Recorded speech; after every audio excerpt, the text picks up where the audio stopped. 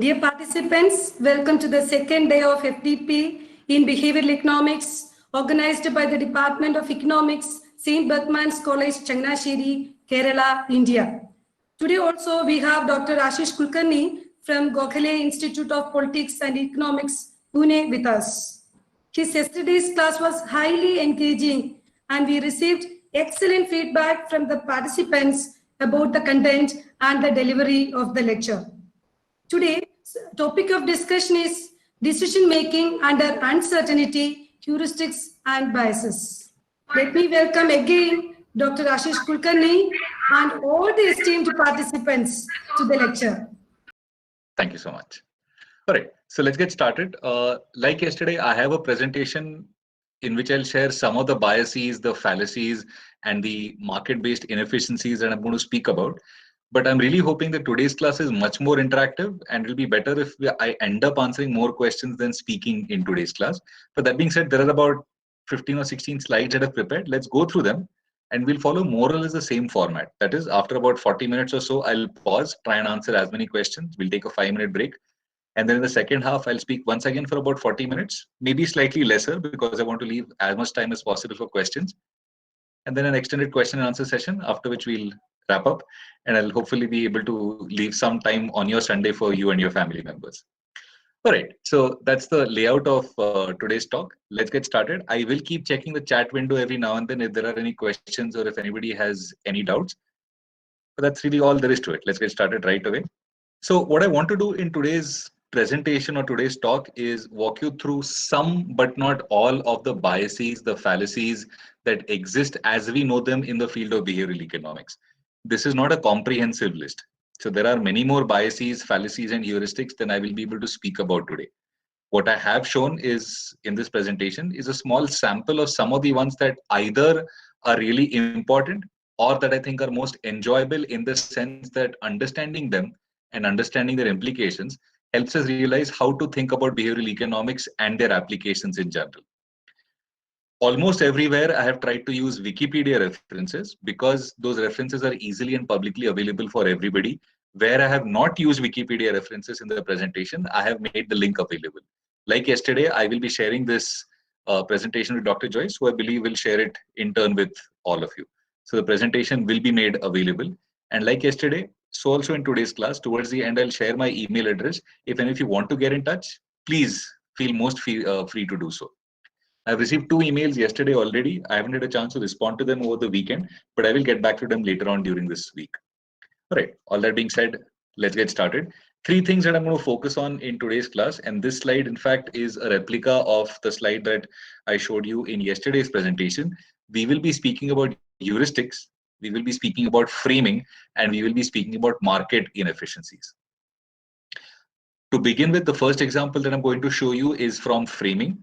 And then the majority of today's talk will focus on heuristics and fallacies, but I will include some examples of inefficiencies. And also in one slide, I will provide a link to a video that I would love it if you guys are able to watch on your own time.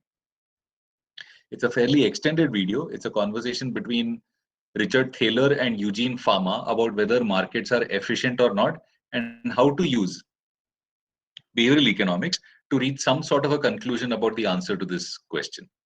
But like I said, what we're going to do is we're going to begin with framing. So here's how to think about framing. Please read what is on the slide. And in this case, I know I said yesterday that I don't like to read out whatever is on the slide, but the content over here is so important, and thankfully it is so little that I can read out 3 sentences without boring all of you. So there is imagine there is some serious disease that threatens 600 people. And for this disease, there are 2 treatments possible, treatment A and treatment B. Treatment A will allow you to save 200 lives for sure, such that there is a 2/3 chance of saving no one and a 1/3 chance of saving 600 lives. That is treatment A. Another way to put it is treatment A means having 400 people die for sure. That is a 2/3 chance of 600 people dying and a 1/3 chance of no one dying. Once again, treatment A, out of the 600 people, 200 lives will be saved for sure. is one way to frame the statement. Another way to frame the statement is to say that 400 people will die for sure. Realize that the two slides effectively show you the same statement. In one, we say that we will save 200 lives for sure. And in the second, we say that 400 people will die for sure. Now, some of you on this call might be wondering, how is it the case that we're talking about treatment A and treatment A in much the same way? I will use this method if I'm in a hospital. I will use this method if I work for an insurance company. I'm saying the same thing. Out of 600 people, I'm saying 200 people will survive, which is the same thing as saying that 400 people will die. If I want a hospital to advertise to people that you might want to come to our place for treatment, I'll emphasize the fact that 200 lives are being saved for sure. If I want to sell insurance to people, I might say that 400 people are going to die for sure. So depending on what I'm selling, I'll change my framing of the statement accordingly. Now, in normal physical classes, when I use this example, what I do is I ask 10 people to leave the classroom, and then I have 5 people walk in and I show them statement 1. And then I have another 5 people walk in and I show them statement 2. Helping them realize that effectively they're taking a look at the same thing, but their reaction to what the outcome is dependent on how we frame the problem. Why does it matter? It matters because the way you frame a particular situation helps people decide what to do about that situation. Let me give you one actual real life example. It's from a website called the Decision Lab. And if you, once you get this presentation, if you click on the link towards the lower right, you will be able to read the entire article. What the article says is, imagine, say, for example, that you have to choose between basically 2 different versions of the same product. Will you choose a product that says it has 20% fat, or will you choose a product that says it is 80% fat free? Now, because we're learning about behavioral economics, know that they're effectively the same thing. But all of us as consumers also know the fact that we are much more likely to purchase this product when we read 80% fat free rather than when we read 20% fat. How you frame a particular problem allows you to influence people in terms of what decisions they take or what actions they agree on. Another example that I always like to cite in class is, once again, I ask 10 people to leave the classroom. And the first 5 people who enter, I ask them to write down what they think is the answer to the problem: 1 into 2 into 3 into 4 into 5 into 6 into 7 into 8 into 9. And I say you have less than 5 seconds to do it. So basically what I'm saying is you must write down the answer to the mathematical problem: 1 into 2 into 3 into 4 into 5 into 6 into 7 into 8 into 9. And the other 5 people, I ask them to solve essentially the same problem. But in that case, I say, please solve the problem 9 into 8 into 7 into 6 into 5 into 4 into 3 into 2 into 1. Think about it, it's the same problem. We are basically asking people to solve for 9 factorial. But depending upon how I frame the problem, starting with 1 into 2 into 3 or starting with 9 into 8 into 7, I tend to get different answers. Why? Because if you start to multiply 1 into 2 into 3 into 4, the system 1 part of your brain says, well, all right, the answer is likely to be small. Remember, system 1 is lazy. System 1 is intuitive. System 1 is about speed. So it ignores the latter part of the problem and focuses on 1 into 2 into 3 into 4 and gives a smaller answer.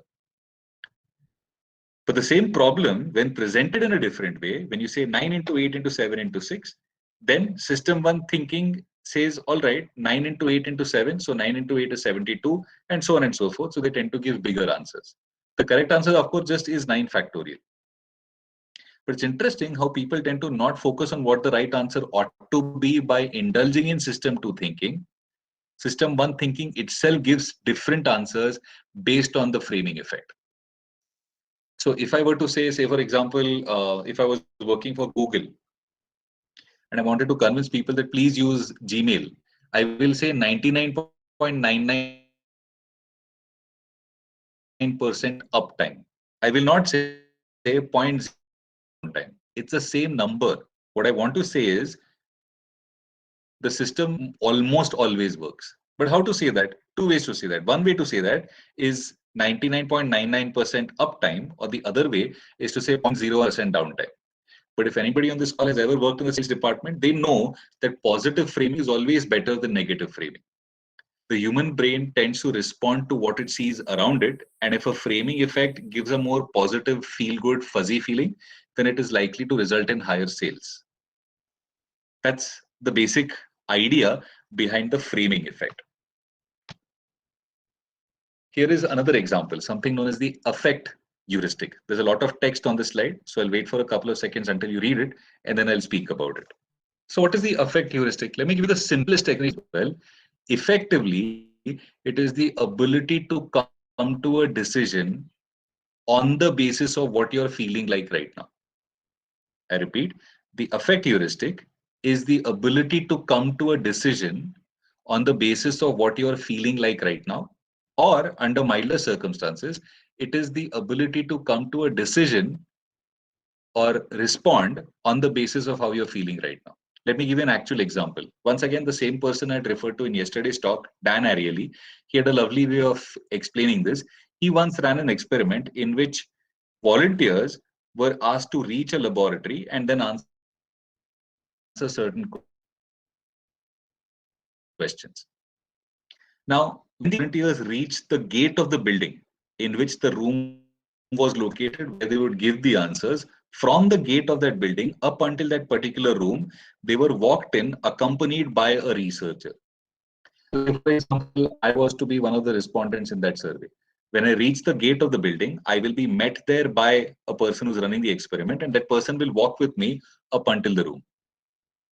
For half of the respondents in this particular survey, while they were walking up until the room, they were asked questions along the lines of, isn't it a beautiful day today? Isn't Boston beautiful in the winter? You're wearing such nice clothes. Where did you get that haircut from? Positive reinforcements. The idea was to put the respondent in a positive frame of mind. The other half of the people, while they were being made to walk towards the room, were met with a series of statements along the lines of, did you get these clothes in a discount sale? Did your barber just learn how to cut hair yesterday? Because it seems as if there is something wrong with your haircut. Isn't Boston depressing in the winter? There is so much snow, and so on and so forth. Essentially, the respondent was put in a negative frame of mind. And then, when questions were put to the respondents about the state of life that they were in, whether they were optimistic about their immediate future, and so on and so forth, obviously, the people who had negative reinforcements tended to give rather more pessimistic answers. Long story short, even across a very large sample, it turns out to be the case that how you frame or what frame of mind you put the respondent in will help that respondent change his or her answers accordingly. It's not a guarantee that this will happen. So I'm anticipating some of the questions or thinking of some of the questions that I was asked in yesterday's call. I am not saying that every single human being will be impacted by the questions put to him or her. But across a large sample, if you average out the responses, people who are met with negative reinforcements tended to be more pessimistic. People who are met with positive reinforcements tended to be more optimistic. The kind of setting you put yourself in influences the kind of answers that you give, influences the kind of work that you do. Some of you might argue, and I would actually agree with you, that this is not exactly new. So the idea that you must say, for example, have a bath before you sit for studies, the idea that you must sit in a clean, well-lit room, the idea that you will want to have some positive reinforcement message on your desk, all of these can put you in a frame of mind that makes you want to work, has been known for centuries together. Marcus Aurelius, for example, a Roman emperor, often used to have a little object on his desk when he used to sit down to write, and he used to call this object memento mori. That's basically Latin for memento, as in remember, mori, as in mortality, as in death. So memento mori literally translates as remember, you will die. Now, the reason he put that object on his desk could be anything, and said that, all right, this object will remind me of death, is because he wanted to be reminded of the fact that he had a limited amount of time on this earth. So how you affect your own mind can put your mind in a certain emotional state, and that certain emotional state can impact both your decision making as well as your productivity. That's the affect heuristic, and variants of the affect heuristic have been known to send people for centuries together. So we have spoken about one, the framing effect, and two, we have spoken about the affect heuristic. This particular example has been taken from the same place that we just spoke about, the decisionlab.com, and the link is available if you want to read the entire article. Okay, now the next thing that I'm going to do is, unfortunately, I'm going to walk you guys through some math to help you understand how to think about certain kinds of biases and how those biases are easy to fall prey to. Now, those of you who are either afraid of math, petrified of math, or just wish that they never had to work with math ever again, my apologies. But over the course of the next 2 slides, it is unavoidable that we will go through some math. It'll take us approximately 10 minutes, but please bear with me. And if there are any questions or if something is not understood, I will take a look at the chat window and try and answer whatever questions you have. Also, I promise I'll go as slowly as possible. So please read each paragraph as it comes up on your screen. Okay. So the entire 150 million people of Russia are going to be tested for HIV/AIDS, right? So basically, the test is correct 95% of the time. If you have HIV/AIDS and you get a positive result, then 95% of the time you actually do have AIDS. Only 5% of the time will it be negative if you actually have AIDS. Also, if you do not have AIDS, then 95% of the time the test will actually be negative. And only 5% of the cases where you actually do not have AIDS will the test turn out to be positive. Now, we are all on this planet currently going through coronavirus crisis, and essentially the next 2 slides should help you understand how to think about false positives. So it's basically the same story. If I don't have COVID-19 and I get a positive result, then what are the chances that I actually have COVID-19? It's basically the same story. So here is a question. Suppose you're a Russian who gets tested for HIV/AIDS and the test comes out to be positive. How likely are you to have HIV/AIDS?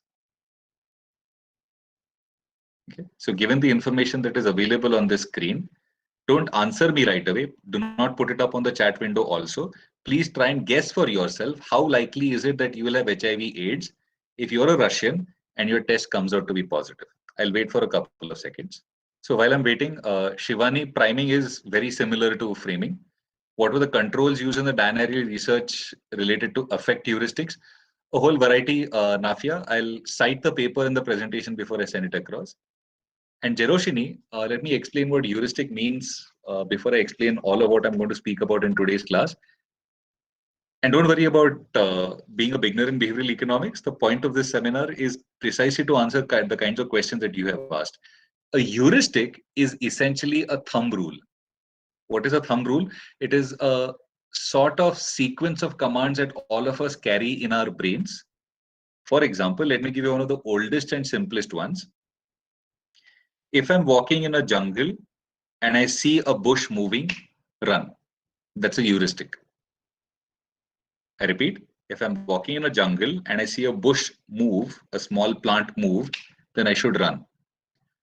Why is this a heuristic and why is this important? The thumb rule that I carry in my brain is, all right, if I see a plant moving, that means there is an animal behind that plant and I should run as fast as possible. That animal may be dangerous to me. I don't wait to find out whether it is a wind that is making the bush move or whether there actually is an animal. I don't wait to find out whether it is a good animal or a bad animal, that is an animal that is likely to hurt me or not. The thumb rule is, if the plant moves, I run. That's a heuristic. It's a thumb rule. It's a simple sequence of commands that we carry in our head in order to make our life easier. That's the answer to the question, what a heuristic is. Okay, let me go back to the slide now. And the question that I asked you was, what is the probability that you will actually have HIV/AIDS if the result turns out to be positive? Now, how do we solve a problem like this? Whatever your answer is, some of you may have said 95%, some of you may have said something else. Let's find out how to logically think about something like this. By the way, in the interest of full disclosure, I myself, if you were to ask me this question about 5 or 6 years ago, well, okay, not 5 or 6, maybe 10 or 15 years ago, I likely would have guessed 95%. That is an example of system one thinking. how does system 2 thinking help us is what we are going to take a look at now. So before we begin, let's first understand what we are thinking of. So along the rows, what I say is either you have HIV/AIDS or you don't have HIV/AIDS. Okay. So whatever is your actual state of affairs, that you have or don't have HIV/AIDS, is along the rows. What is along the columns? The test result. So if you actually have HIV/AIDS and the result turns out to be positive, then it's a true positive, which means the test came back positive when you actually did have HIV/AIDS. That's good news. On the other hand, if you don't have HIV/AIDS and the test turns out to be negative, that is also the system working the way it is supposed to. So true positive and true negative, upper left and lower right, is the good news. That is, the test came back correct. However, if you have HIV/AIDS, but the test turns out to be negative, that's a false positive. Okay. Similarly, if you don't have HIV/AIDS, but the test turns out to be positive, that also is a false positive. In other words, this is an error.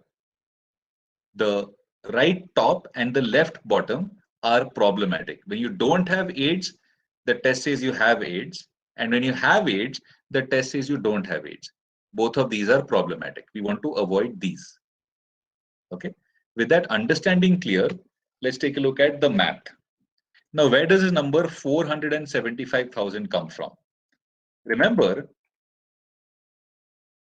that 500,000 people in Russia are affected by HIV/AIDS. And also remember that 95% of the time, the test will be correct. If someone has HIV/AIDS, then 95% of the time, the test will be positive. How much is 95% of 500,000? As it turns out, it is 475,000. Okay, 47.5 multiplied by 2 is 95. So if the test is correct 95% of the times, then true positives will be 475,000 out of 500,000. The remainder must therefore be 25,000. So if I sum up 475,000 plus 25,000, I get 500,000.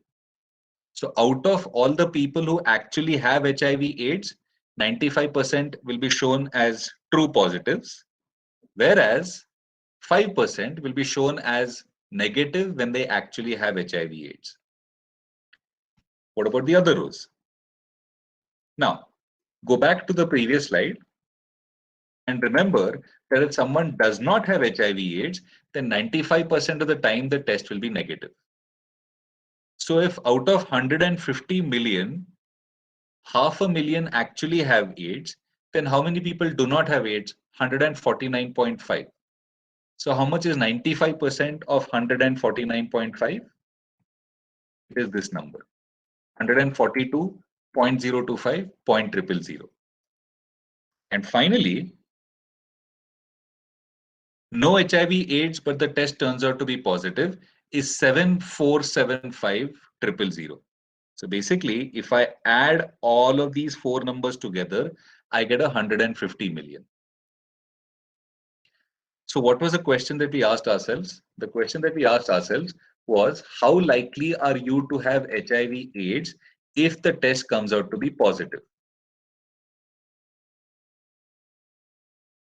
So what do you want to do? What you want to do is you want to find out what percentage, I repeat, what you want to do is you want to find out what percentage are actually likely to have HIV/AIDS when the test comes out to be positive.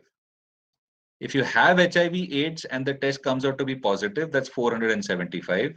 If you don't have HIV/AIDS, but the test comes out to be positive, that number is 7,475. So if I divide, I repeat, if I divide the number of false positives by the total, the answer will turn out to be 6%. Why 6%? Because what I want to do is I want to find out what are the chances the test will turn out to be positive when I actually do not have AIDS. That number turns out to be way lesser, turns out to be way lower than 95%. Why is this happening? The reason this is happening is because we have a very, very, very, very low number of people who actually are AIDS positive. I'm sorry, internet connectivity issues. So switch to 4G and hopefully now problems will not recur. I'm sorry, I don't know where exactly I lost you guys. So let me repeat all of what we did right now. Let me just share my screen. Yeah, so let's go through this step by step once again. Hopefully all of you understood the true positives and the true negatives. So lower right and upper left is good news. However, lower left and upper right is bad news. Let me say that again. Upper left, this cell, no problem.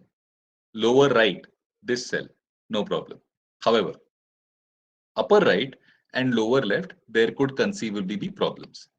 Now, what we need to do is we need to ask what are the number of true positives. Out of 500,000, 95% are correct. So 475,000 is correct. Out of 500,000, 25,000 or 5% are likely to be wrong. That's where this number comes in.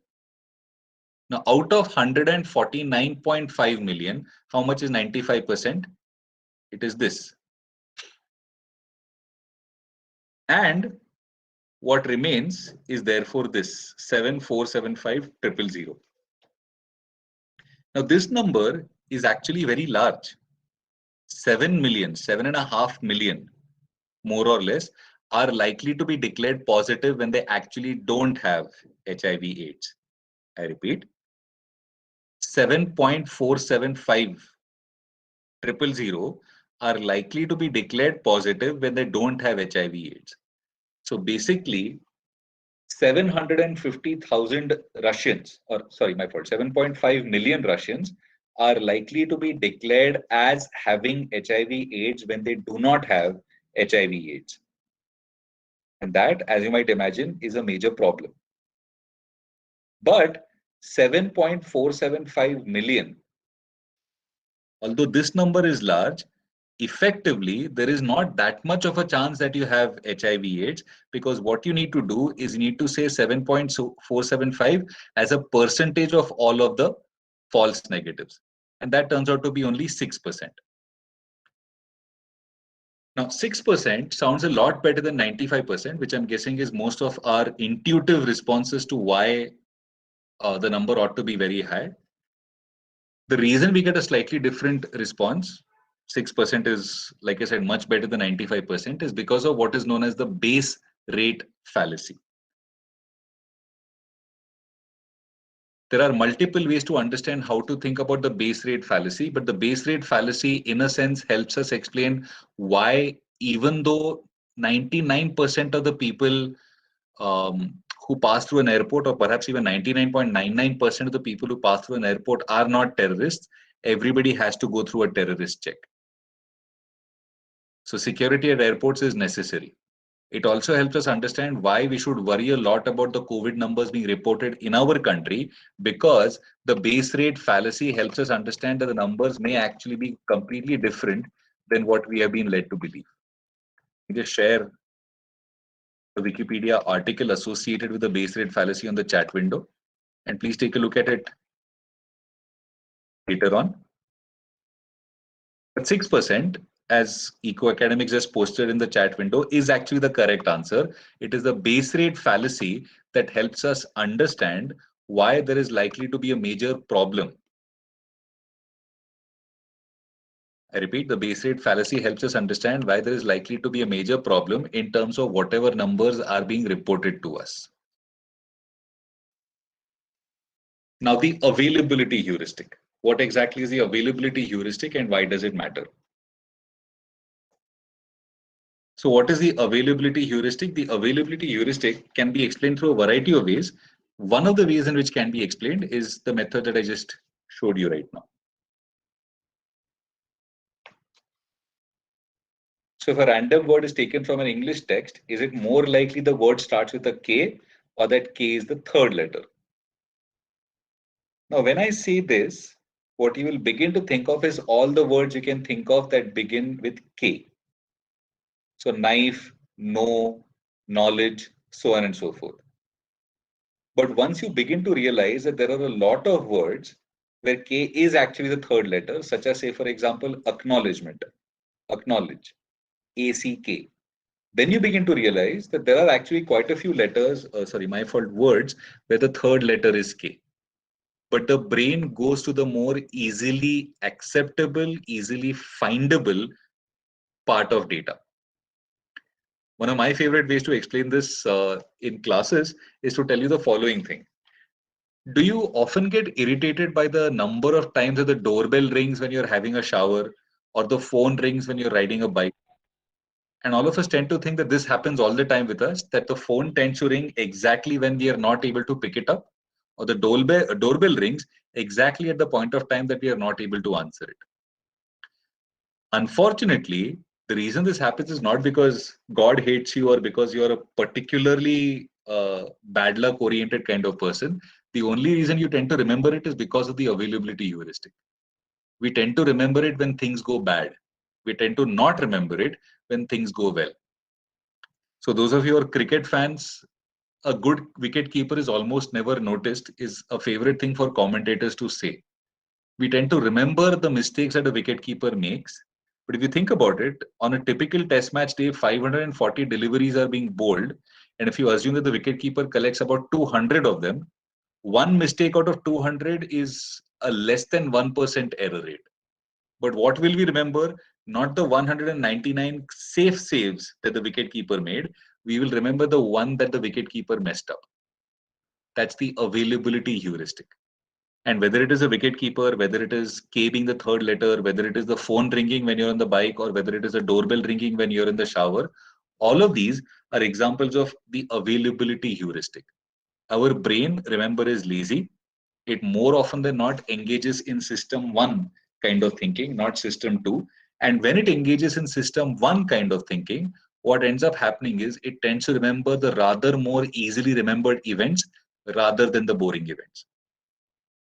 So if you worked as an employee in a firm, the fact that your manager remembers the day that you turned up late for work rather than all the days that you turned up on time for work is another example of the availability heuristic. But each of these heuristics exist in us, whether we like it or not. These heuristics exist for a variety of reasons, one of which is evolutionary. But the fact that these heuristics exist within us helps us understand that we don't necessarily come to logical database conclusions. We tend to come to conclusions on the basis of these fallacies or heuristics that help us reach a certain kind of decision. Another example is the recognition heuristic. Once again, I'll pause for a couple of seconds. Please read what is on the screen.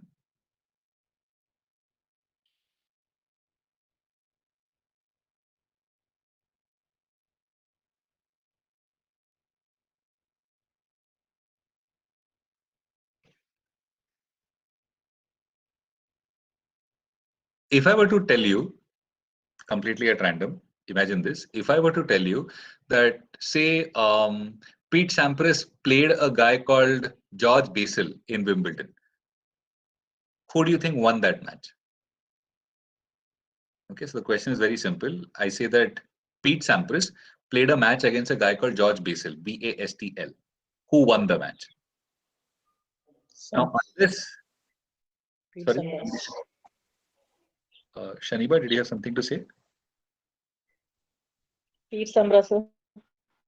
Pete Sampras, correct. And the reason you say Pete Sampras, Shaniba, is because you and I are both falling prey to the recognition heuristic. That which we recognize, we tend to be familiar with. That which we tend to be familiar with, we will guess. The inference is that the recognized alternative has the higher value. So if you read that very complicated sentence that is on the screen, I will read it out for you. If one of two alternatives is recognized and the other is not, then come to the decision that the recognized alternative has higher value. Now, those of you who are passionate and true fans of tennis, like devoted fans of tennis, will recall that in the year 2002, 1 year after he lost to Roger Federer in Wimbledon, Pete Sampras actually played the 2002 Wimbledon but got knocked out in the first round itself against a guy called George Basil. I don't expect you to remember this. And I myself will not only not remember it, I probably got the name of the other person slightly wrong. But the point isn't that. The point is we tend to remember names that are familiar and we think those are somehow better. By the way, this kind of explains advertising in its entirety. If some of you are wondering why is there so much advertising in the world, it is because when consumers walk into a store, they'll buy a recognizable brand rather than an unrecognizable brand. So if you recall the fact that, yes, while I was watching the IPL, I saw this brand, you're likelier to pick it up. That's the recognition heuristic. It may be more expensive. It may be worse. It may not be the kind of product that you wanted to buy. But if you're unsure, your brain will tell you, at least I have heard this name. Let's go with this rather than the other alternative. And when your brain says to you, let's go with this rather than the other alternative, the brain is falling prey to the recognition heuristic.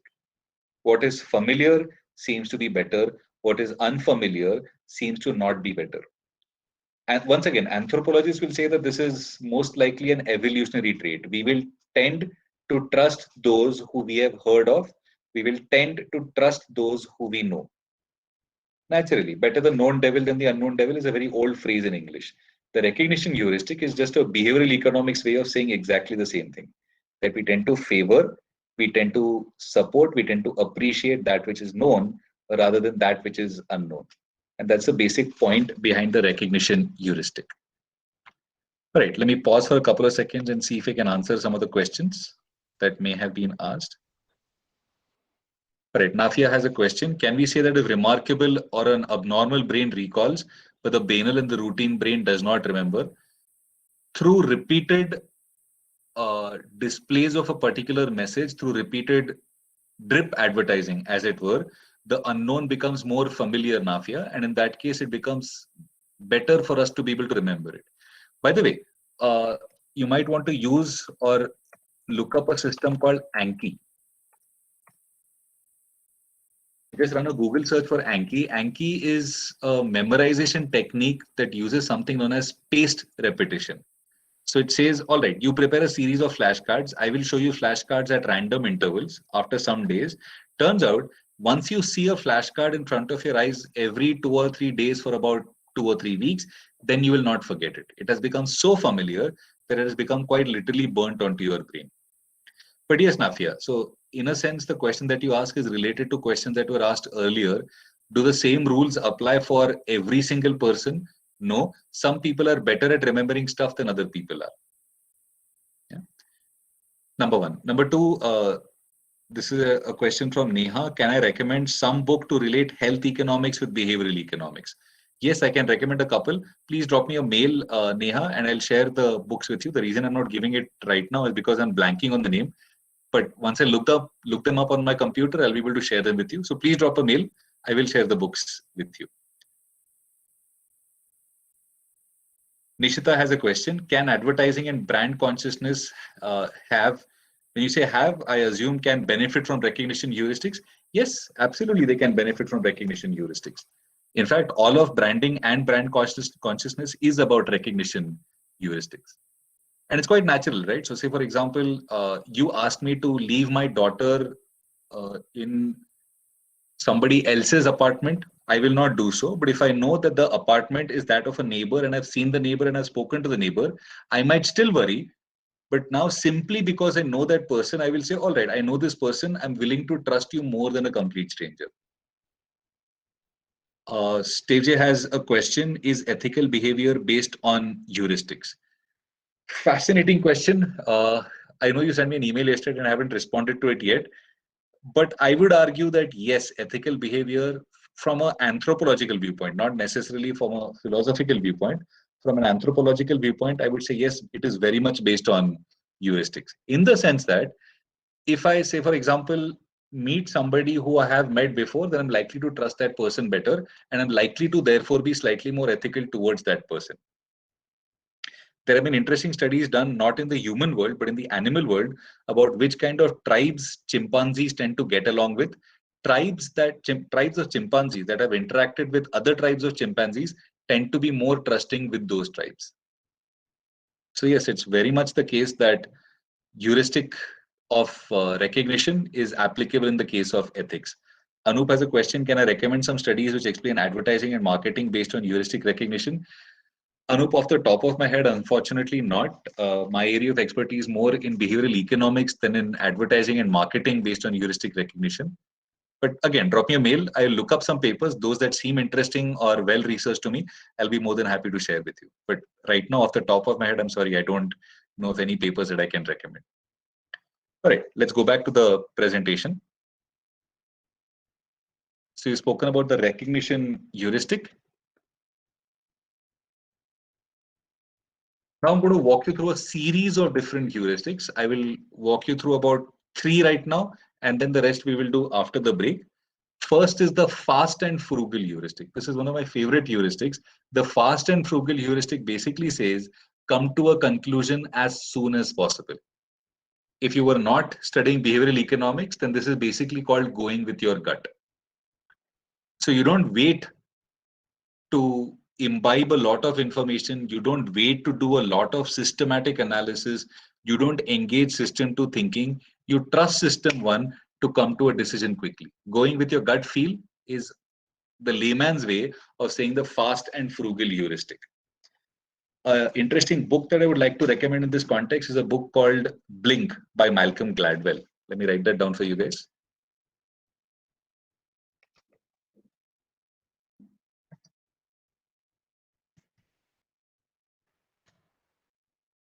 Malcolm Gladwell has written a series of books. You may be familiar with some of them. This particular book speaks about how certain people with enough practice are able to reach a stage where they're able to reach an intuitive judgment without having to think too much about it. Essentially, it is one related way of understanding how to think about the fast and frugal heuristic. Usha Devi has a question about framing and anchoring. I will be speaking about anchoring later, so I'll answer that question then. And there was another question that Pritish has asked about why some people consider themselves better than others. Can it be explained with behavioral economics? It very much can be explained with behavioral economics. What you're speaking of is the overconfidence bias. Now, unfortunately, I don't have the time in today's call to speak about the overconfidence bias. But if whichever library you are a part of is able to give you access to a book written by a lady called Lucy Ackert about behavioral finance, it's a very good book to read about the overconfidence bias. Okay, so the fast and frugal heuristic basically says reach a conclusion fast and reach it on the basis of frugality of information, of there not being too much information for you to process. When you are in such a state of affairs, then you're using the fast and frugal heuristic. Then you have the representativeness heuristic. The representativeness heuristic basically, well, it really is two things. How much is this particular person a representative of the group that he or she belongs to? So if I were to say for example, that basketball players tend to be tall, that's an example of the representativeness heuristic. So I anticipate, given the fact that I'm talking to a basketball player, that this player is likely to be tall. So all basketball players are tall, but that doesn't necessarily correlate well with all tall players are basketball players. So representativeness heuristic can actually become quite tricky in terms of thinking through the implications. And the final one that I will speak about right now before we take a 5-minute break is the conjunction fallacy, which in fact I have already spoken about yesterday. What the conjunction fallacy says is the Linda example that we spoke about in yesterday's class. The fact that Linda works in the finance industry, the fact that Linda attends anti-nuclear demonstrations. And so I ask you about her profession and give you one additional information. To conjoin, to put in conjunction two different states of the world when they are not necessarily related to each other is a conjunction fallacy, which we spoke about yesterday.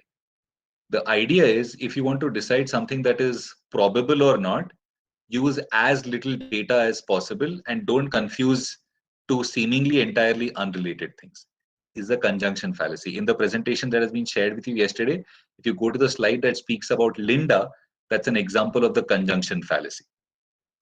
Okay, the remaining things on this slide I will speak about after the break. But in the meantime, if there are any questions that I can answer, I'll try and answer them and then we'll take the 5-minute break.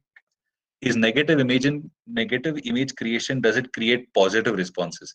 Malika, if you are able to listen to me, could you please elaborate on the question? I'm not sure I've been able to understand it. I'll wait for you to give a slightly more elaborate explanation, and then I'll try and answer the question.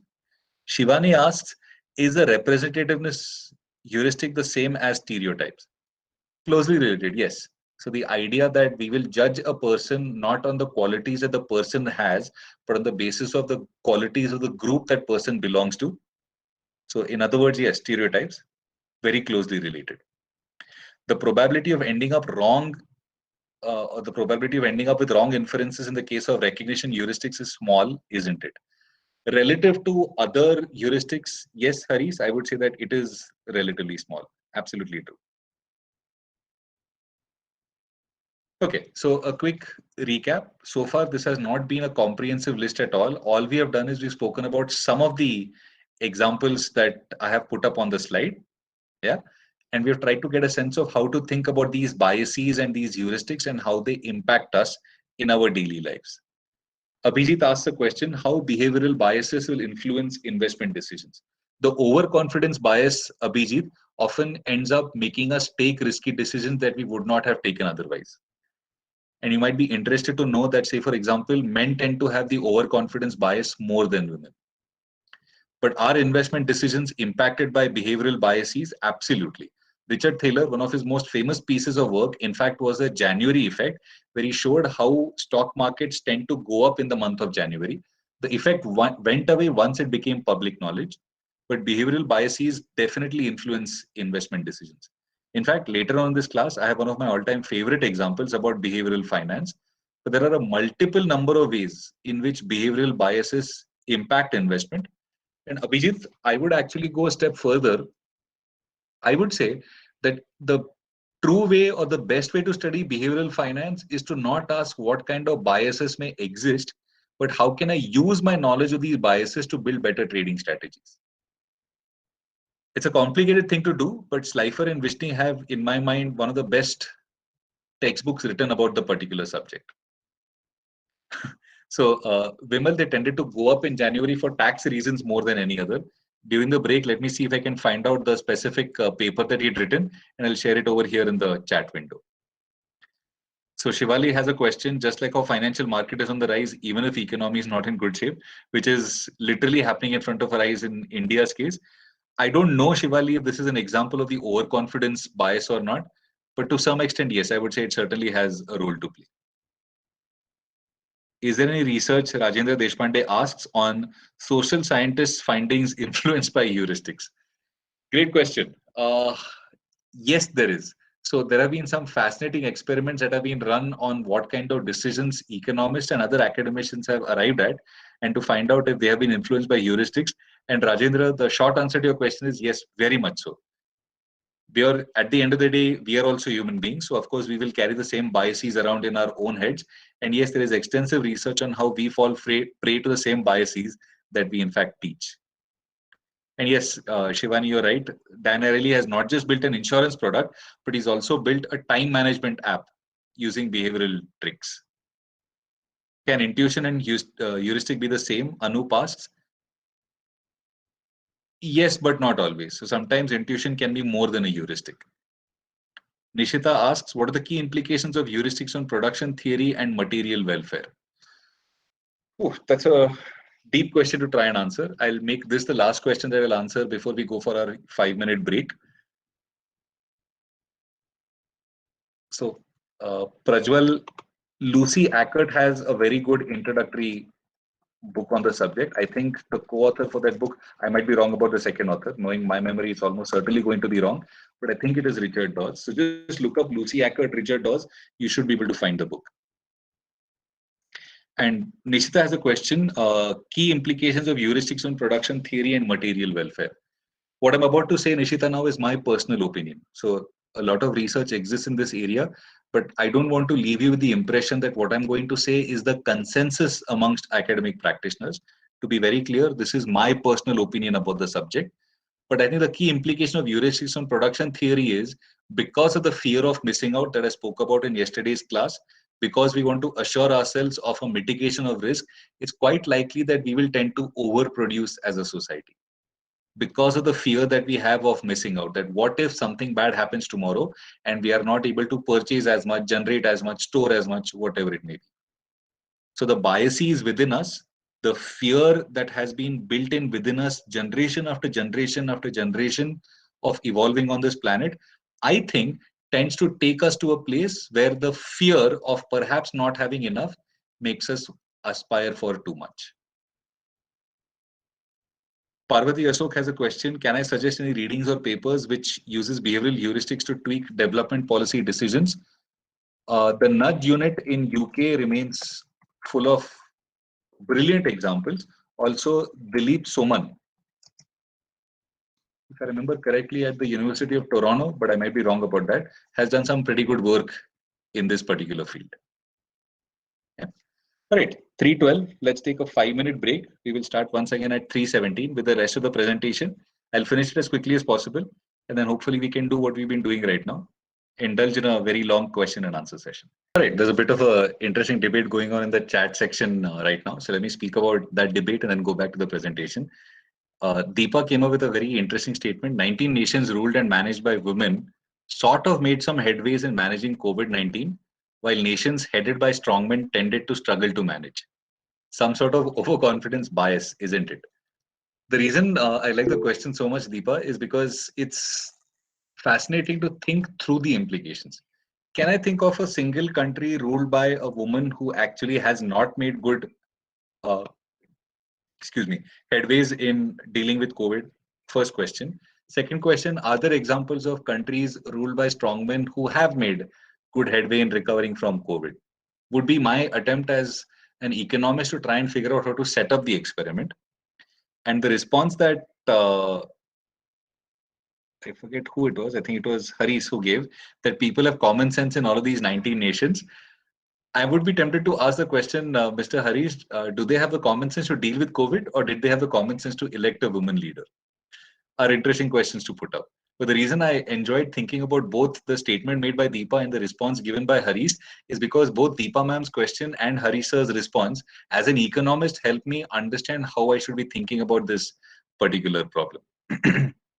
Okay, now let me try and answer Vimal and Preeti's questions before going back to the presentation. Preeti has a question. Can we do health survey using heuristic approach? I would argue no. When it comes to sampling, which is what you really need to do when you're coming to a health survey, then do not use any kind of behavioral insight. Use good old-fashioned statistical techniques to figure out what the sample should be. How far will it be helpful to make the people aware of the policy recommendations in health? There you should use behavioral economics. So in terms of sampling, don't use any behavioral tips and tricks. But in terms of disseminating the conclusions from the survey, indeed, you should use as much behavioral economics examples as possible.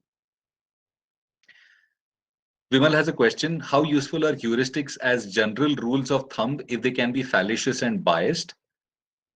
In fact, being aware of the fact that certain heuristics may lead you to fall prey to fallacies or that they can lead you to be biased in itself becomes a useful thing to remember. And remember, heuristics actually work most of the time. So quite literally, the 141 people who are on this call precisely because our ancestors had a heuristic that said, run when a bush moves. Today, if you are, say, for example, on your own balcony and you jump when a bush moves, that's wrong because obviously there isn't a tiger hiding on your balcony. So the heuristic isn't useful today. But that involuntary recoil or disgust that most of us feel when we see a snake, that's a heuristic. The heuristic that most of us have, that if we hear a loud noise, we should jump back and ask what made that loud noise, that's a heuristic. So heuristics actually are quite useful in the long run.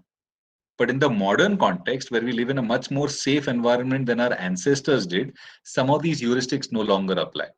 So we need to be aware of two things. A, why are those heuristics in us in the first place? And second, how much of them are valid today? How many of them are valid today? But yes, you're right that the whole reason for studying behavioral economics is every now and then you need to remind yourself of the fact that what worked 200 years ago may not be working right now.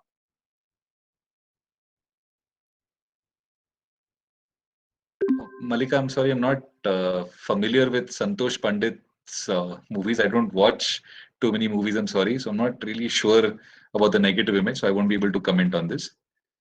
Is there any method to remove heuristics or biases from researchers and to find it and then remove and avoid?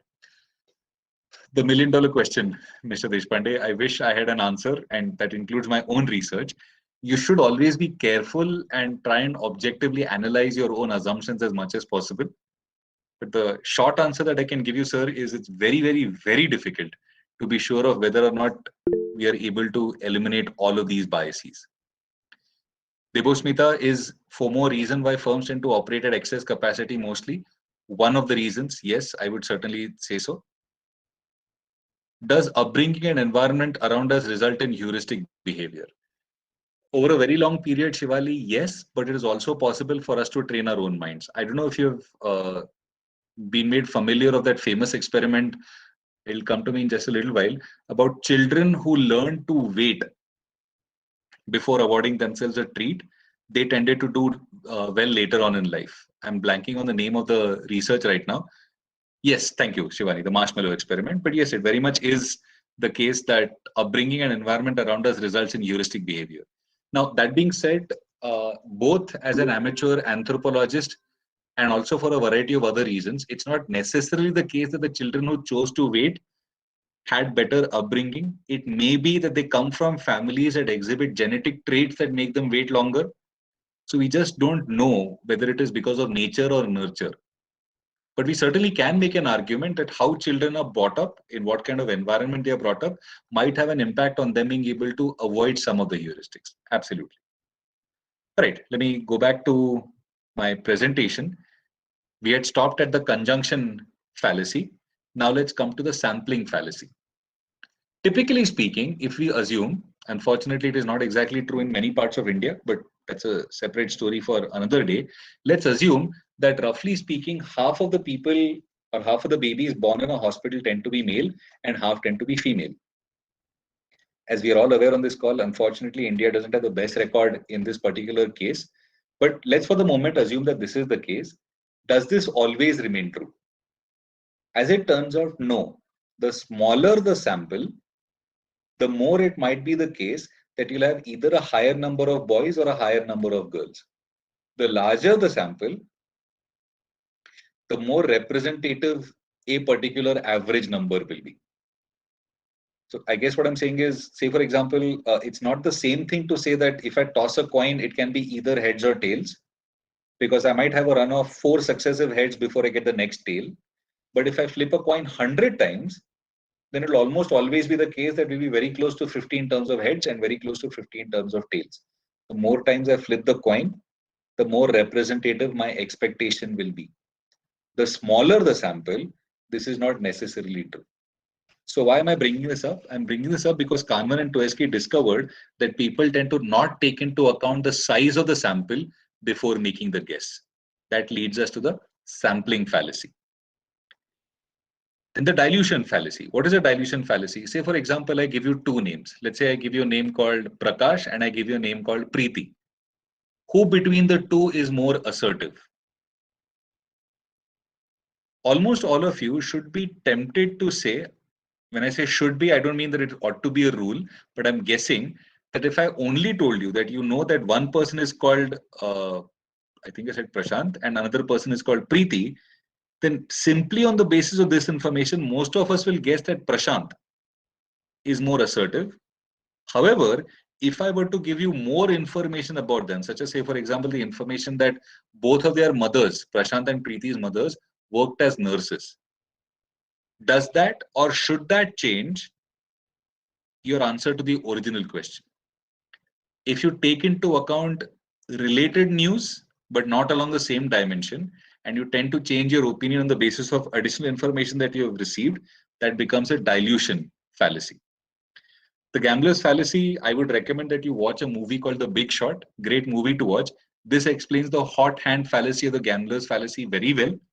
And it's wonderful homework to get, right? That you should watch a movie. Perhaps Sunday evening you can spend watching The Big Shot. Thaler himself in the movie explains what the hot hand fallacy of the gambler's fallacy is. But I'll give you 2 different examples of the gambler's fallacy and the hot hand fallacy. The fact that all of us when playing cards have felt that, all right, we are on a streak.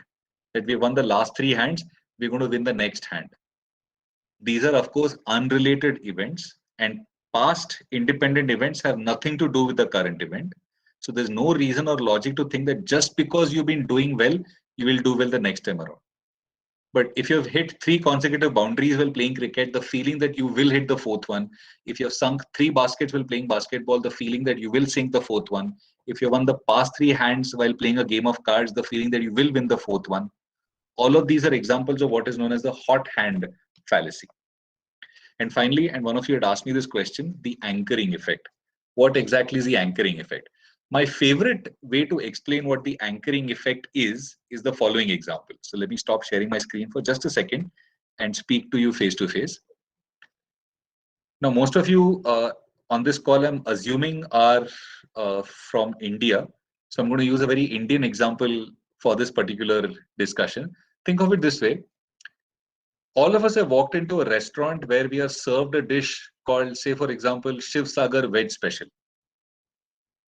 Now, what is Shiv Sagar's Veg Special? Shiv Sagar's Veg Special is basically nothing. It's just 2 gravies. These 2 gravies are mixed together. Some odds and ends in terms of garnishing are put on top of the gravy, and you're served that particular gravy. However, Shiv Sagar Special Veg will almost always be priced higher than every other dish. And the question is why? One possible answer, I'm not saying that every restaurant owner does this, but one possible answer is the anchoring effect. How exactly? If you walk into a restaurant saying, I will not spend more than 200 rupees on my meal, you have anchored in your mind some number beyond which you don't want to go. But now, if you open up the menu and you see Shiv Sagar Special Veg costs, say, 350 rupees, then you might laugh and joke about the fact that, wow, this is too expensive, but now your brain has anchored onto that number. And now all other dishes on the menu seem reasonably priced because the point of reference, your anchor point, has become that most expensively priced dish. The international equivalent, by the way, is saying that you will on the menu always put a ridiculously expensive bottle of wine, not because you want people to buy that bottle of wine, but because everything else seems reasonable in comparison. Car manufacturers, when they sell you cars, show you the most luxurious version, not because you should be buying it, but because a medium version then seems more reasonable in comparison. So it's always a good idea to give some sort of an anchor.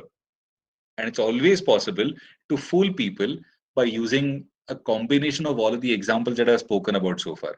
Richard Thaler, he begins his book Misbehaving with a lovely example. He says people used to give him a lot of complaints about how many marks they had scored in exams. So one particular semester, he decided that he will score people not out of 100, but out of 135. Why out of 135? Because when a student gets his marks or her marks and realizes I've scored 78 out of 135, we find it just that little bit more difficult to calculate what this is in terms of percentages. And because we are lazy, we say, okay, 78 out of 135. Now, if I had said the same thing, not in terms of 78 out of 135, but in terms of, say, for example, 70 out of 100, then it's very easy to calculate what my percentage is. I don't need to use system 2 thinking. System 1 thinking itself tells me 70 out of 100 means 70%. But 78 out of 135, I don't know what the exact number is. And so I will not send in a re-evaluation request. If you make it a little bit more difficult for people to calculate the percentages, then people tend to not ask for re-evaluations. It's a great way to use our own heuristics or biases against us. And Richard Thaler actually did that in real life. Okay. Anthony JK has a question. Is sampling fallacy similar to the central limit theorem? Great question, sir. Yes, very closely related to the central limit theorem. And if you ask me, the central limit theorem is one of the most misunderstood and underrated theorems in statistics. Shivani says we see gambler's fallacy a lot in rural India with respect to complete lack of family planning because people who want a male child and at present have daughters keep trying again because they're so sure that the next time they will have a male child. Maybe, Shivani, I don't disagree with your statement, but I also unfortunately know of quite a few families who will tend to keep on having children until they have a male child. So yes, gambler's fallacy may be playing a role, It also is this ridiculous, and I'm sorry to use the word, but I firmly believe that it is ridiculous to continue to have children until you have a male child. That just makes no sense to me. So yes, gambler's fallacy may be playing a role over there, but I think this is better explained by this weird love that we have for the male child over the female child. Abhijit, is Monty Hall problem related to dilution fallacy? Yes, it is related to dilution fallacy. And for those of you who don't know what the Monty Hall problem is, I don't know if you'll have the time in today's call to speak about the Monty Hall problem, but if I do, I would love to show it to you to explain what the Monty Hall problem is. Vibha Gupta has a question. Insurance policies and mutual funds have complex calculations to deter people from doing it on their own and outsource it. Absolutely, 100% agreed. They make it difficult for us to leave by simply making us jump through hoops.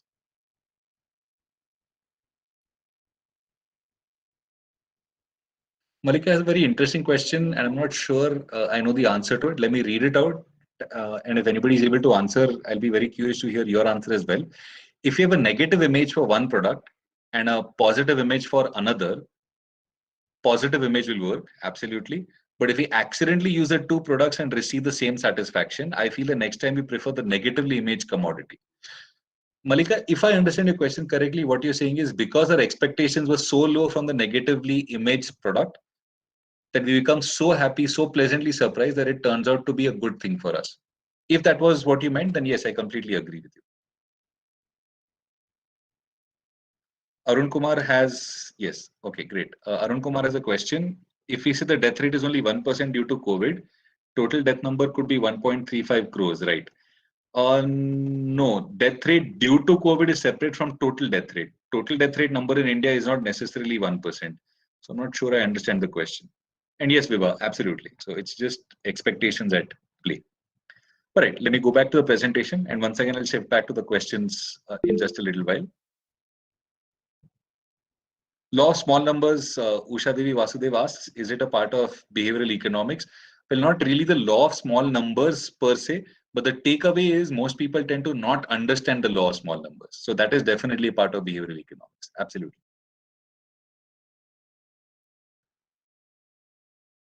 Okay, so fast and frugal heuristic, representativeness, conjunction, sampling, dilution, gambler's fallacy, and finally the anchoring effect. Let's move on to the next slide now. One of my favorite examples. What are we taking a look at over here? Now, what you're taking a look at over here is a mutual fund called Cuba, CUBA. And as you can see, on the 18th of December 2014, Cuba fund shot up by 70% in one day. Why did it shoot up 70% in one day? The reason it shot up 70% in one day is because President Barack Obama announced, I think on the 17th of December, that he was ending sanctions on Cuba. And so a lot of Americans thought, well, all right, if you're ending sanctions on Cuba, then what is going to happen is, as a consequence, there'll be a lot of trading opportunities with Cuba. And that's why the mutual fund named Cuba shot up. Here's a problem with this story. The problem with this story is the fund that was named Cuba actually had nothing to do with Cuba at all. It was just an acronym. CUBA represented something else entirely. It had nothing at all to do with Cuba. But just the fact that it was named Cuba meant that this particular mutual fund shot up on the day on which President Barack Obama made an announcement about a country, and an entirely unrelated mutual fund shot up in terms of profitability. Makes no sense if you think about it, but still, that was the takeaway. And as you can see over here, on the 18th of December, Obama announced that he was going to lift several sanctions against Cuba. As a consequence, the mutual fund shot up in value. Although, as I, of course, just said right now, it really had nothing at all to do with the mutual fund. This is an example of an inefficiency. This is an example of markets not being rational. This is an example of markets reacting to news and responding in a behavioral sense. People tend to overreact as well.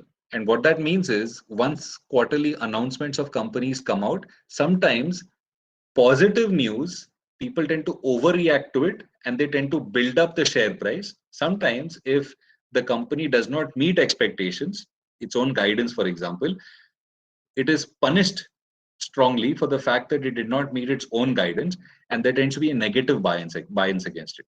So both in terms of overreaction as well as in terms of negative overreaction, markets tend to be inefficient. Those of you who have some kind of background in finance might be familiar with whether markets are weakly efficient or not. So EMH, or the efficient market hypothesis. If you personally ask me, markets are probably weakly efficient, but there are still a lot of behavioral biases that exist amongst traders, and it is possible for you to at least research some of these biases. I don't say it is possible for you to definitively make money by studying these biases, but I think psychology has an important and underrated part to play when it comes to understanding how finance works.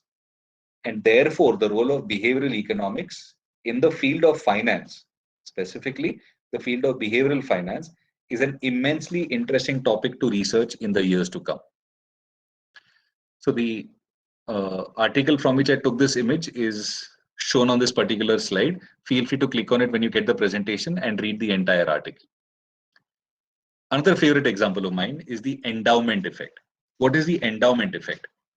Read what is written on the slide and then I'll explain it.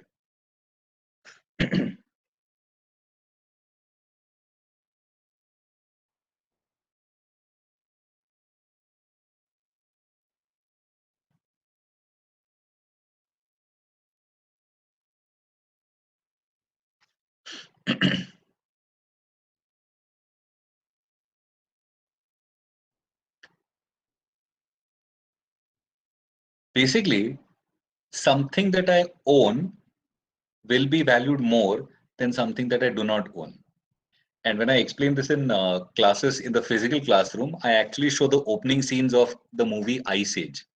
If you remember that little squirrel or whatever that animal was that is holding on to that nut. Now, of course, the movie shows that the entire Ice Age was caused by that particular animal trying to preserve that nut that he had so carefully collected. But that is the endowment effect. What is the endowment effect? People are more likely to retain an object they own than acquire that same object when they do not own it.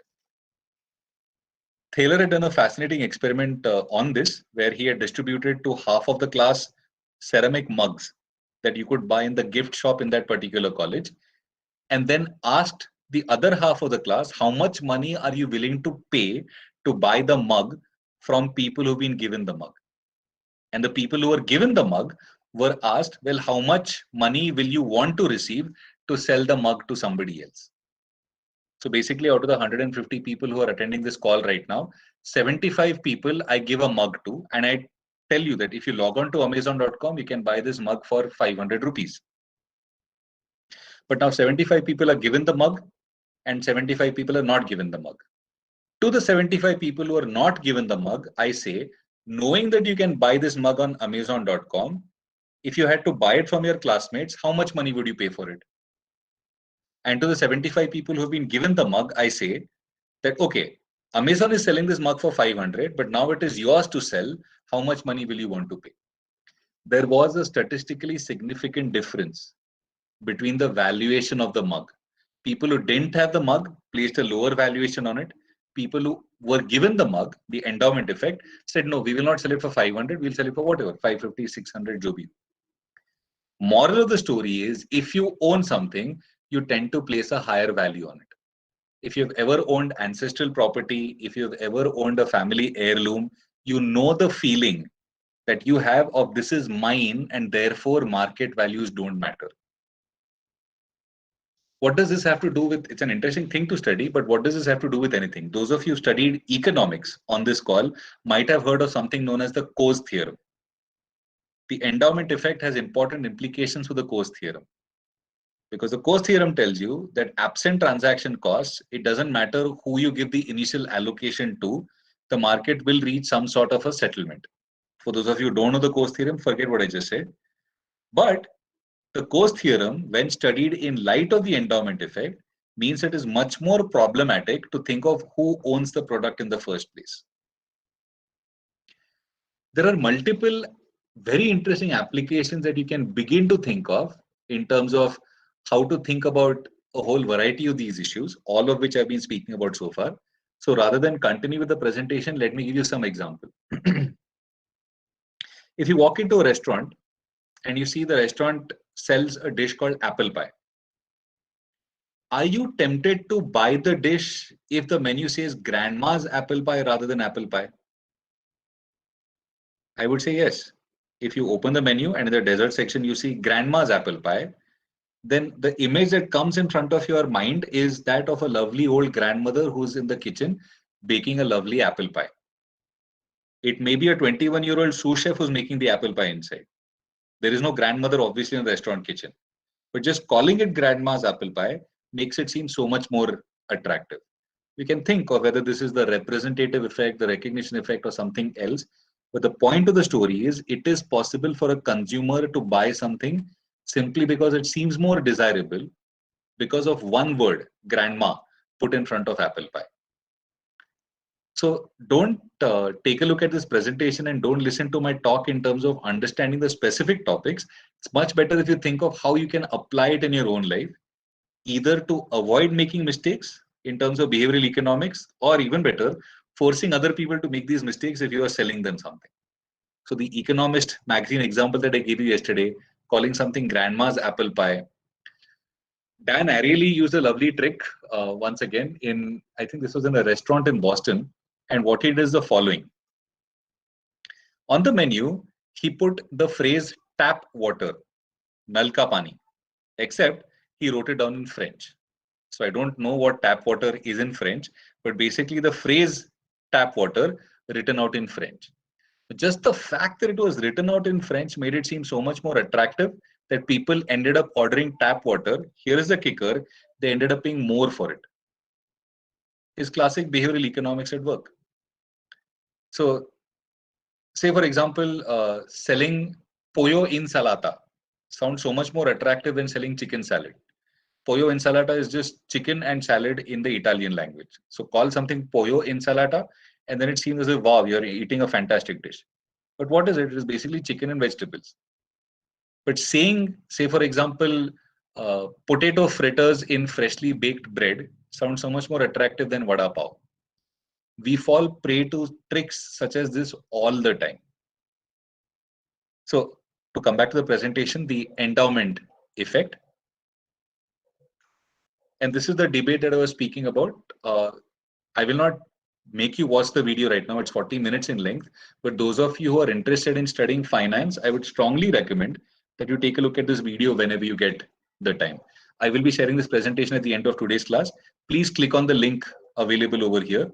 And please be sure to watch this particular video. Fantastic debate between two Nobel Prize winners. Finally, and perhaps the most interesting and controversial topic, confirmation bias. What is confirmation bias? I'll give you a couple of minutes. Please read what is on the screen, and then let me tell you what confirmation bias is. What is confirmation bias? 9 o'clock news in India is confirmation bias. When you watch, say, for example, Republic TV, not in order to get angry, but in order to say that, what he's saying is the truth, that's confirmation bias at work. And on the other end of the political spectrum, if you log on to the wire.in or if you watch NDTV, in order to agree with what is being said, that also may well be confirmation bias. So it's a tendency to not just search for, but also to interpret, favor, and recall information such that it confirms or supports one prior's beliefs or values. So say, for example, on the basis of the last 2 days, you happen to have a favorable impression about me. Then when you look me up on the internet, if you find positive news about me, you will say, yes, see, I was right. And if you see negative news about me, then you will say that, no, whoever has written this news is likely biased against Ashish. This can't possibly be true. Or vice versa. If over the last 2 days, you have hated whatever it is that I've had to teach you, then when you read news online that is anti-Ashish, you will say, well, then yes, absolutely, these guys are right. And any article that speaks positively about me, you might say, no, this person is biased. He's just writing it for the sake of it.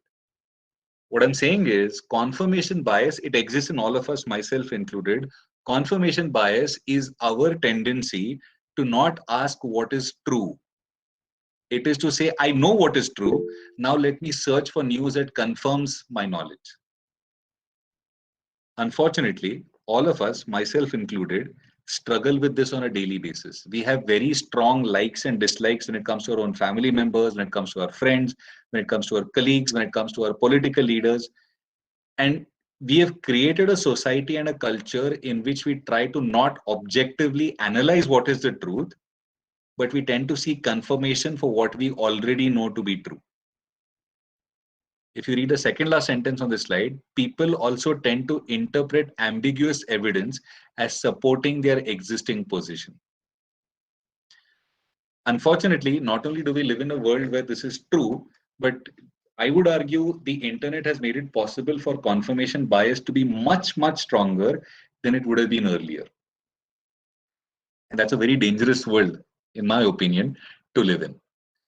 But each of these things that I've been speaking about in this presentation and all the questions that I'm about to answer in just a little while, the key takeaway from this entire presentation today is not the names of the specific biases and the heuristics that we have discussed in today's class, but the larger message is walk very carefully. When you're doing research, when you come to a conclusion about a person, an institution, a country, or a place, please make sure that you are not tripping up on the basis of whatever biases and heuristics all of us, without realizing, carry within ourselves. So the key takeaway, if you were to ask me what is the one sentence summary of today's class, beware of things that you think to be true.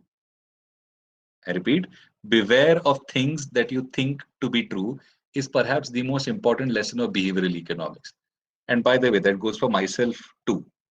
Just because I'm the person who's teaching you guys doesn't necessarily mean that I don't fall prey to all of these things. Full confession, I almost always end up buying a full tub of popcorn in the movies.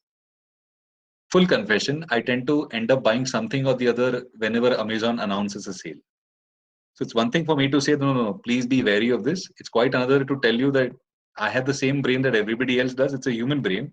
It's as susceptible to being fooled as anybody else's brain. Let me give you a couple of examples about this. So and I'm guessing most of the rest of the country are subscribers to Amazon Prime. Might it be the case that I end up not looking at Flipkart simply because I've purchased Amazon Prime? I would argue yes, absolutely. So what do I think? I think I've already paid Amazon 1,000 rupees per year. So why should I look at Flipkart? But of course, economics tells me the exact opposite thing. What it tells me is I've already paid Bezos 1,000 rupees. It's not going to come back. All the more reason for me to check Amazon and Flipkart. If I've already paid money to Bezos, why am I not doing research and taking a look at the cheapest price possible? Because of something known as a sunk cost fallacy, which is also, if you think about it, a part of behavioral economics.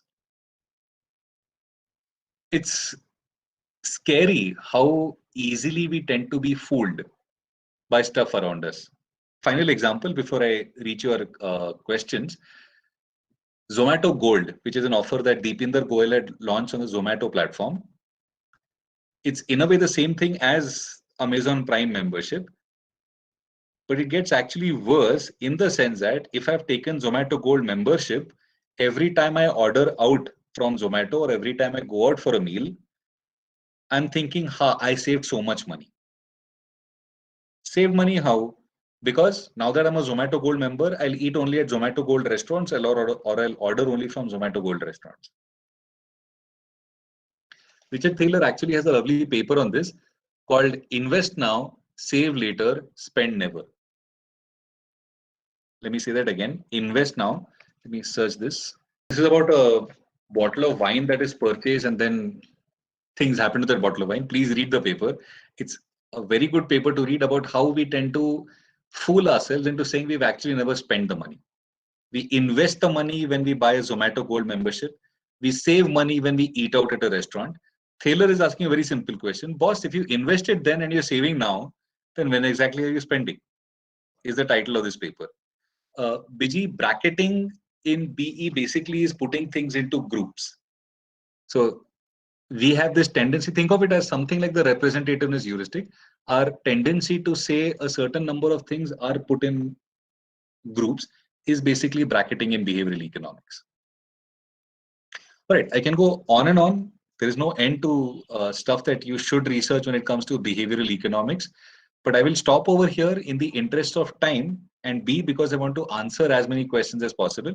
So please keep your questions coming. As many as there are, I'll try and answer them. And while you keep your questions coming, let me try and answer those that I missed answering earlier. Is confirmation bias similar to subjectivity in research? Yes, absolutely. Can we apply endowment effect in the study of public goods? Yes, Nishita, you absolutely can. There is a free rider problem that you should also study when it comes to not just the studying, but also the pricing of public goods.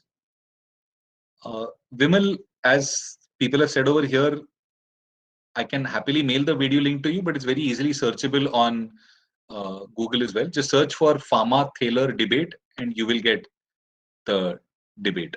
Sorry, my fault, the link to the video.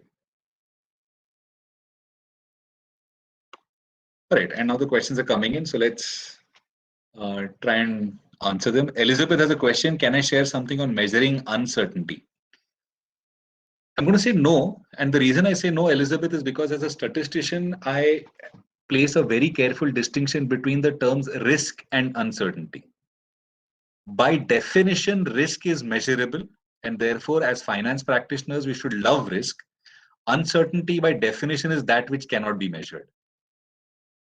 So I don't know if the distinction is clear, but basically, even after you've adjusted for risk, there is something that remains that you can't measure. We call that uncertainty. Uncertainty by definition cannot be measured. Risk can be measured. That basically is standard deviation or variance. Okay. Swayamsri has a question. Why did I go for research in behavioral economics? What situation in economy influenced you? Okay, interesting question to ask, Swayamsri. I'm an engineering dropout. So when I was growing up, when I was in school, I wanted to be a writer. And it's the Three Idiots wala story. My dad wanted me to be an engineer. I did not want to be an engineer. The good news for me is I discovered in the very first semester of engineering that this was not for me.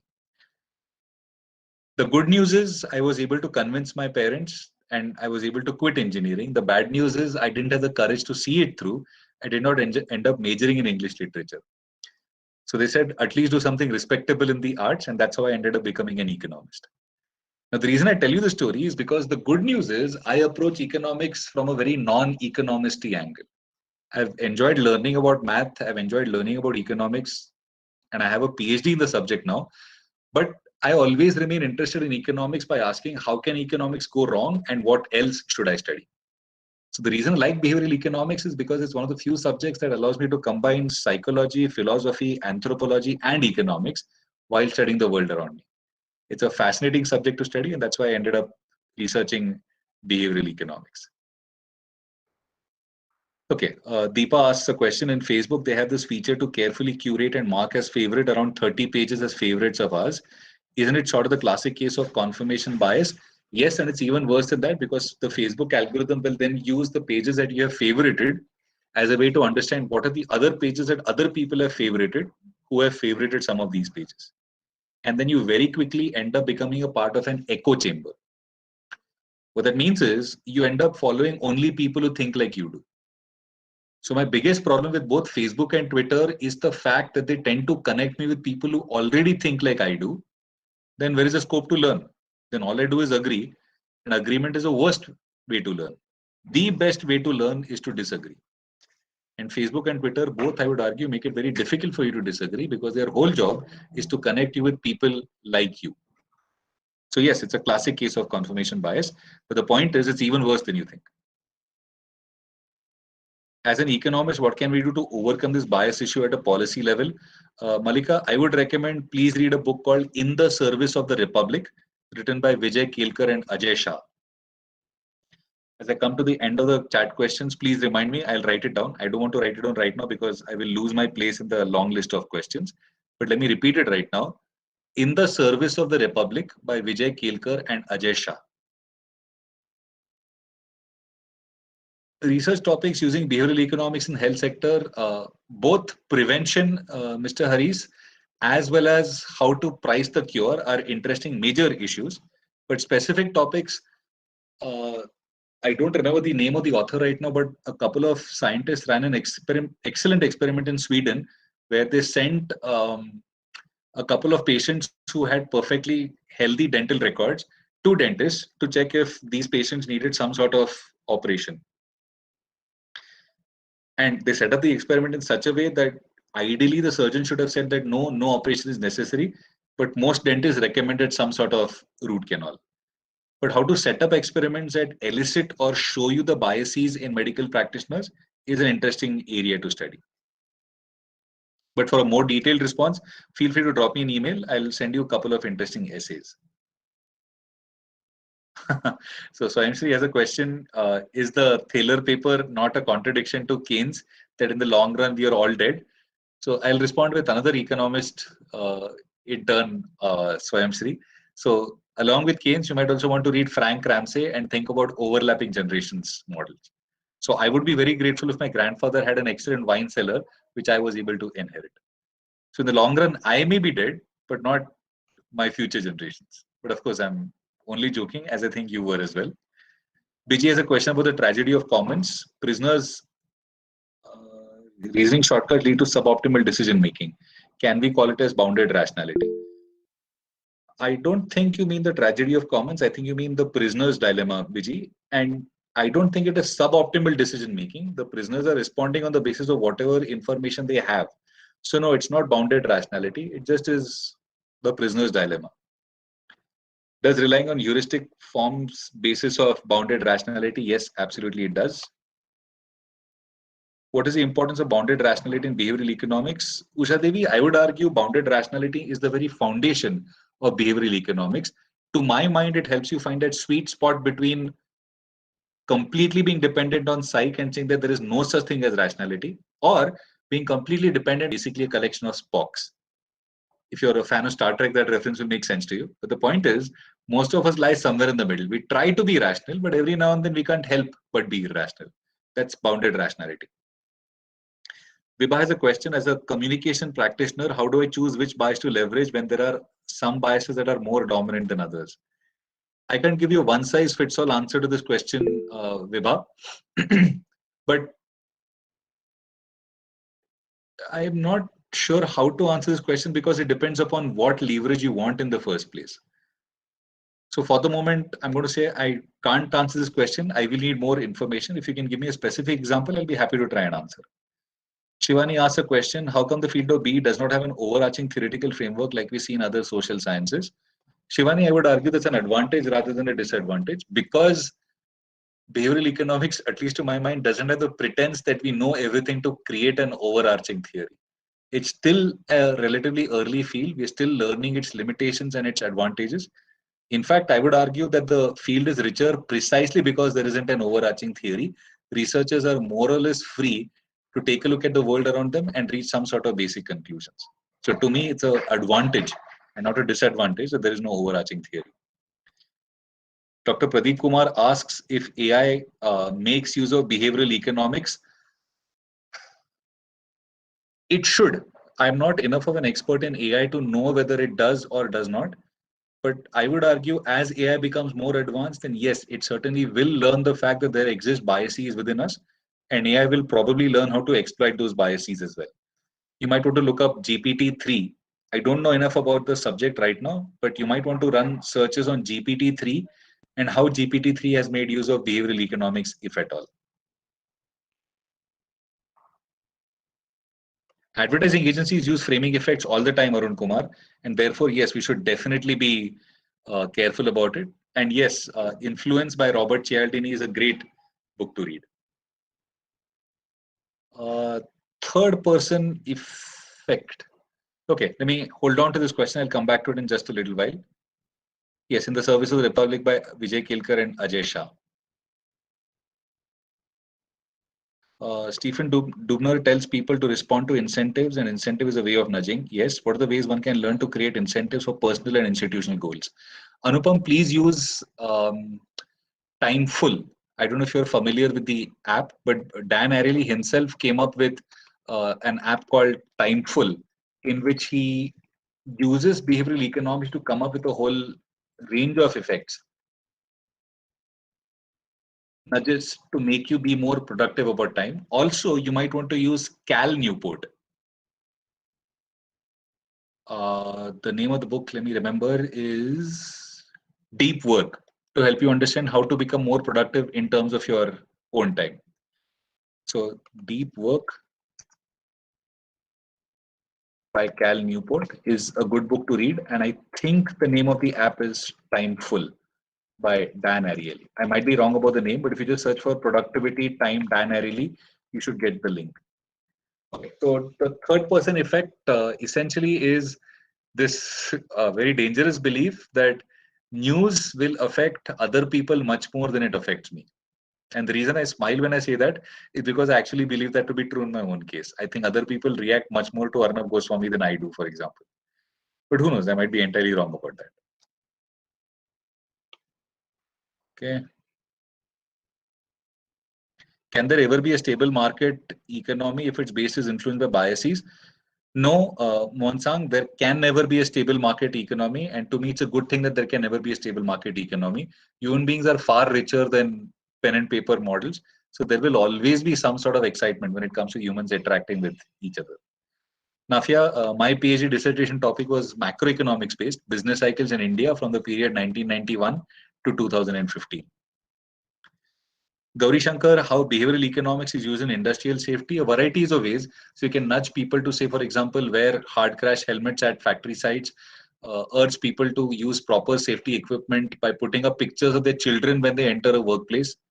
So when you close your locker door and you want to go to your work site, if you force all workers to paste a photo of their children on their locker door, that's the most convincing argument that you should make sure that you have all safety practices. I can think of at least 5 different ways in which we can use behavioral economics in industrial safety. Reverse psychology should certainly be part of this list, Vimal John.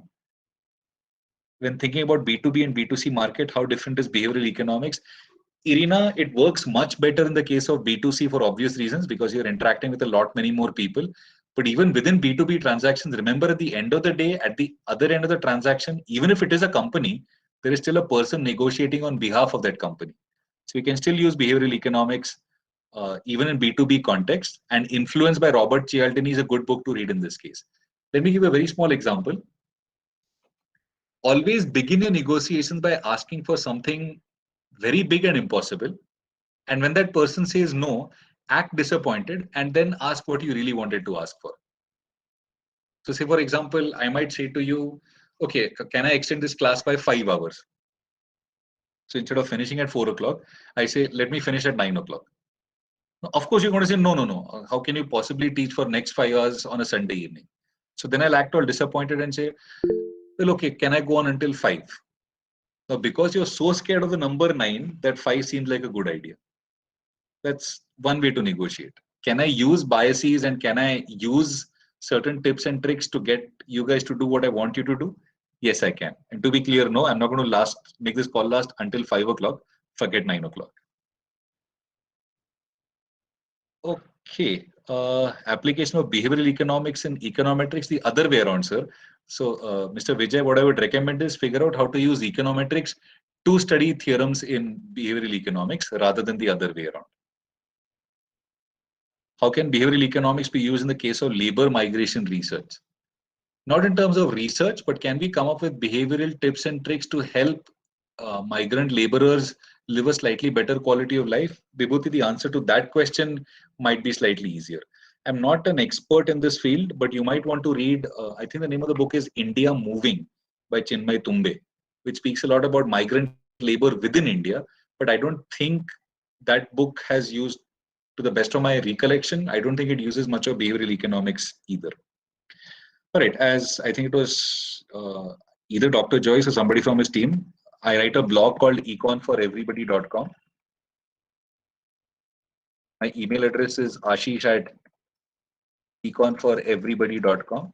This is also the email address that I use on LinkedIn. So if you want to connect on LinkedIn, if you want to drop me an email, if you want to read my blog, I'll be very happy if you choose to do so. Sure, Shivani. My Twitter handle is Ashish2727. And if at any point of time you think I can help you out in any way, please feel free to get in touch. Thank you so much for listening so patiently, and all the very best to all of you.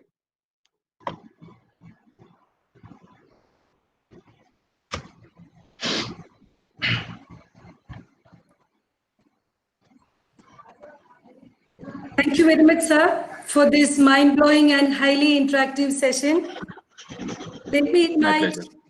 Dr. Shinu Varki, Assistant Professor at Department of Economics, St. Berchmans College, to propose vote of thanks. Good evening, all.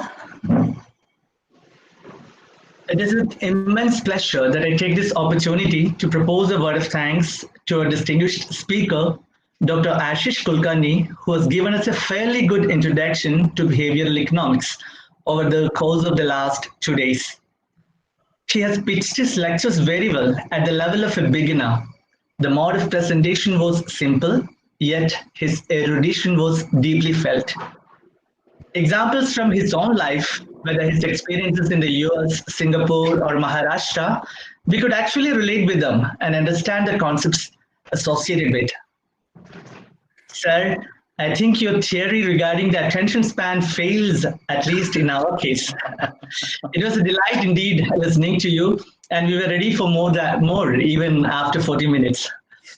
On behalf of St. Berchmans College and our economics family, I extend you a hearty thanks and wish you all success in all your future endeavors. Thank you, sir. Thank you so much, sir, and thank you again to everybody for choosing to attend this session. And hopefully, we'll be in touch. Thank you. Yes, sir. Yes, sir. Thank you all the participants for your patient listening, numerous questions and the inquiries with which you kept the sessions alive and interesting. Thank you all. And with that, I remain. Thank you. Have a very good evening. So this is the end of today's session. Tomorrow we will continue the program with Genofi Anto Rosarina of University of Zurich, Switzerland, as a resource person on the topic experimental economics. Thank you, one and all. Thank you.